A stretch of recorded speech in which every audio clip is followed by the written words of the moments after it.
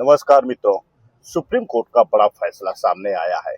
अब किसी संस्था, कंपनी या एनजीओ की ओर से चेक पर हस्ताक्षर करने वाला व्यक्ति चेक बाउंस होने पर खुद भी जिम्मेदार होगा।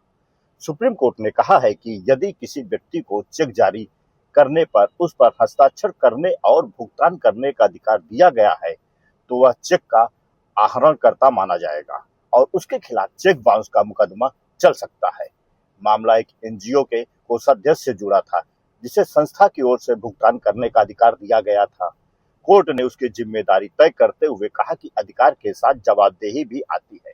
हालांकि अदालत ने सजा में राहत देते हुए 1.5 करोड़ रुपए जुर्माना जमा करने का निर्देश दिया। यह फैसला चेक बाउंस मामलों में अधिकृत हस्ताक्षरकर्ताओं की जिम्मेदारी को लेकर एक महत्वपूर्ण कानूनी मिसाल माना जा रहा है।